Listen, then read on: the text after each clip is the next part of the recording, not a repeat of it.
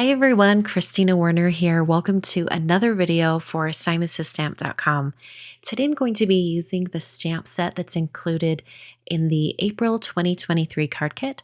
This stamp set is called Poppy Perfection, and I'm going to be creating 6 cards today, 2 designs, but they're each going to be colored a little bit differently. Well, not quite all differently. You'll see here in a moment. I'm going to start out by doing a bunch of stamping. Now, when I first started to create this card, I thought I would make just one card. But as I started arranging these stamps inside my MISTI stamp positioning tool, I decided, you know what, it would be just as easy to create multiples of the same card. So I have a bunch of these stamps on the door of my MISTI, and I'm stamping the images twice in Simons Stamp Intense Black ink. And I'm using this ink in particular because I plan to use alcohol markers to color the poppies.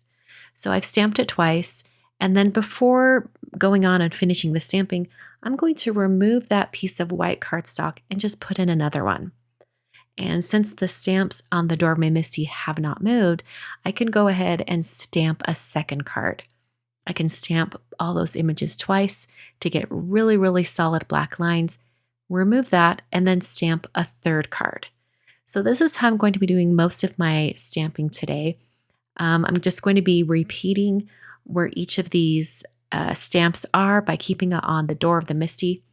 And then when it's time to add on additional images, I'll clean those stamps, remove them from my MISTI, and then position the next batch of stamps. So these last 3 stamps will finish this card design for my first card. I have them positioned so that it kind of fills out some leaves on each side, and then it finishes that grading up at the top. So once again, I'm stamping these images twice just so I have a really, really solid line. My ink pad probably needs to be re-inked or repurchased, but stamping twice does the job and gives me a really solid line. So I went ahead and finished all the stamping on the second and third card. And then I'm going to set these aside to dry so that they can dry completely. Now, this ink does dry fast, but I did stamp them twice. So before I go into all the coloring, I'm going to set these aside while I work on my second card design. I'm using the stamp and stencil mat, and I'm putting my piece of A2 cardstock in the center of the mat because I'm going to be stamping the poppy images, and they're going to bleed off all 4 sides of my card design. I've placed my first batch of stamps down onto the door of my MISTI, and then I'll just do my stamping in that same black ink. Now there's a lot of stamps that I'm stamping all at once, so I'm making sure to press the door of my MISTI down really evenly to get a good impression. And even so, I did miss one little area in the center of that flower. So I'll stamp it a second time to get the perfect impression. Now, when I decided to do multiples of this card, I thought, you know what, I'm going to have to remove that cardstock from this sticky mat. And so I did. I did remove the card from the sticky mat to do the second and third duplicates. And then I positioned the stamps and did some additional stamping. But at one point here, I decided, you know what, it would be easier if I just had each one of these, like all 3 cards, on their own sticky mats. And I did have some sticky mats from My Sweet Petunia. So I went ahead and I just placed the clear sticky mat over the top. And then I was able to place my card front in the exact same position as the one that's right below it. And I did that with the other 2. So now all 3 card designs are on their own sticky mats, and I can stamp one, remove it, and then put a new one into my MISTI and continue on with my stamping.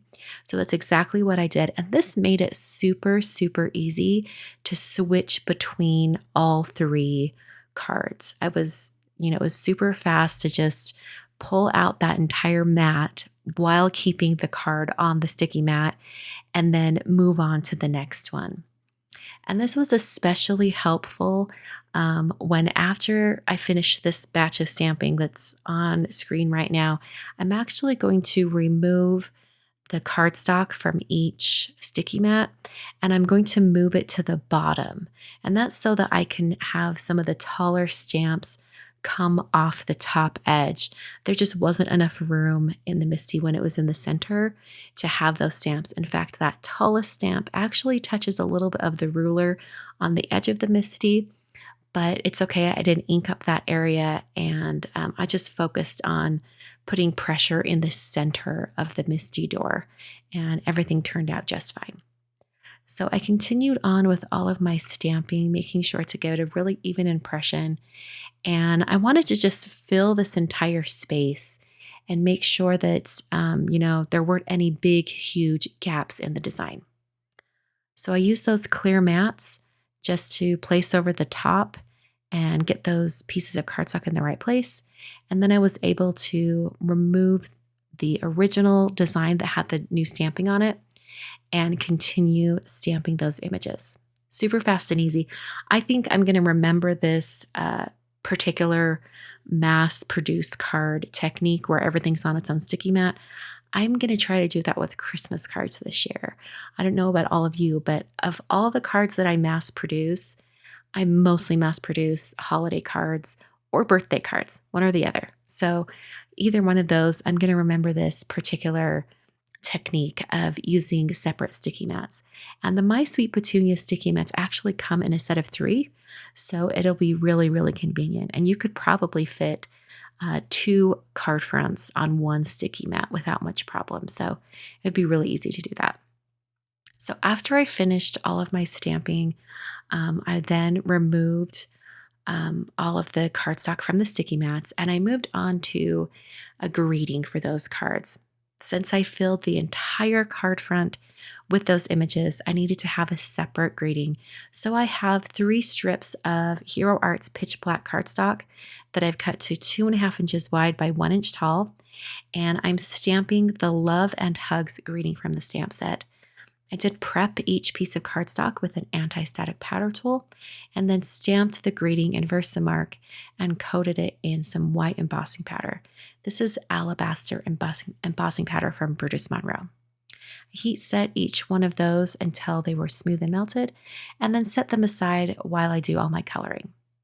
So for this card design, I'm going to have all 3 cards be exactly the same colors and everything. So I first started by coloring all of the leaves and stems with YG63 Copic marker, and then I used YG67 to bring in just some bits of darker green. I didn't bother blending these out really well since the leaves and stems were such a small portion of the card design. So I'm going to, for all of my blending time, I'm going to spend that more on the poppies themselves. So for the poppies, I first colored the entire flower, everything except the center, in R05, just a nice flat red. Then I came in with a darker kind of reddish brown. I'm using E19 and adding in some areas of shadow. I'm not going to do really intense shadows. I just want a little bit of a different shade of color to kind of suggest there's shadows on these poppies. So after I did the darker shade, I then came back to that original red color and just color over the darker, and it kind of blends it out and softens that line. So it's not such a harsh line of shadow. So I'm going to do the same coloring for the rest of the poppies. I'm going to start out by doing a flat color of this red all over each one of the flowers. And then I'm going to come in and add the shadow areas with the E19. And just like I did on that first flower, I'm then going to switch back to the original red and soften out those shadow lines. The last thing to do is to add the dark centers of the poppies. So I used the color E27 and I just colored that in really messily. I didn't bother doing any particular blending on that. For my other card design, there were a few areas where there were gaps between the stems and leaves and flowers or other areas. So I just used a Copic multiliner. I used a 0.3 multiliner just to add in those areas. And the reason why I wanted to use a multiliner is because This ink and this marker is meant for use with Copic markers or alcohol markers, so they'll be safe to use. I'm using the color W3 to color the background of this first one, and I'm just doing a flat color all around these flowers. I thought it'd be really dramatic to have a plain color. And I thought, why not change it up? So for the second version of this card, I'm using R81. It's just a nice lighter pink. And then I'm going to switch this up and move to a blue shade. And I'm using B91 for the background on this card. After I had the backgrounds completely colored, I went right in and started coloring all of the leaves and stems and also the poppies. So I'm going to use the same colors I used on that first card design. Started out with a lighter green, brought in the darker green for shading, and then coloring each one of these poppies, all the same red, just a nice flat color, and then coming back in with the darker red shade for some shading. When I do lots of coloring like this, I like to try to keep the coloring as simple as possible, just to make it a little bit faster to get through all of these. Now, I mentioned doing Christmas cards earlier, and if you were to kind of translate this particular method of doing multiple cards over to a Christmas card, you might stamp poinsettias or any other like Christmas foliage, ivy and berries and things like that. And it would be really, really pretty to have a plain background color and then let those flowers really pop on top. I think it would look great, and it would be a very similar method for a card like that as this one. I'm now going to use the color Stone ink from Simon Says Stamp just to bring in a little bit of dramatic blending on the bottom of these cards. So I'm blending in from the bottom right over that coloring, and I'm making sure to concentrate most of the color at the very bottom of the card.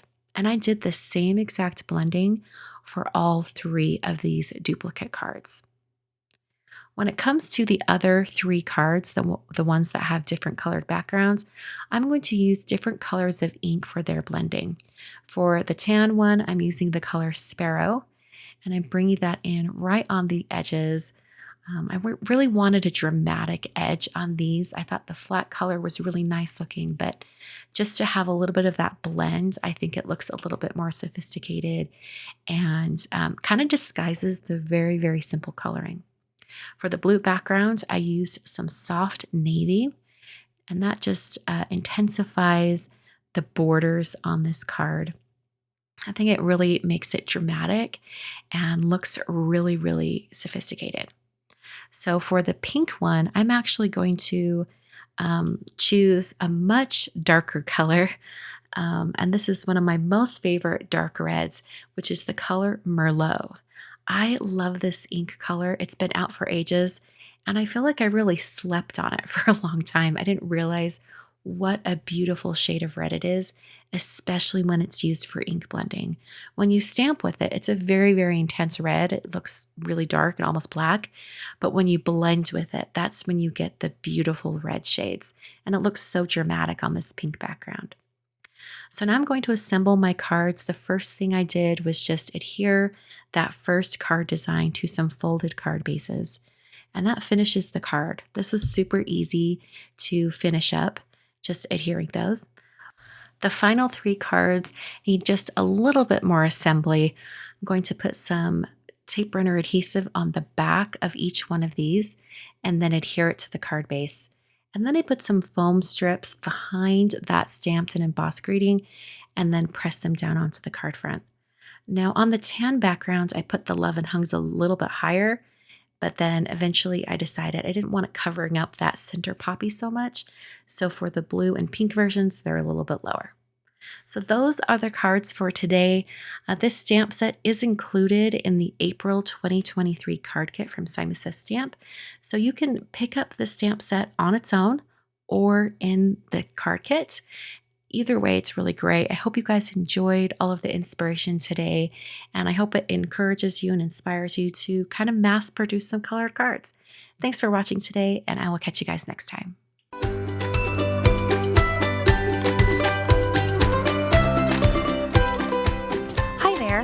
Heidi, Simon's mama and founder at simonsaysstamp.com. Thank you so much for watching our video. If you like what you just saw, be sure to press the thumbs up and subscribe to see more great content.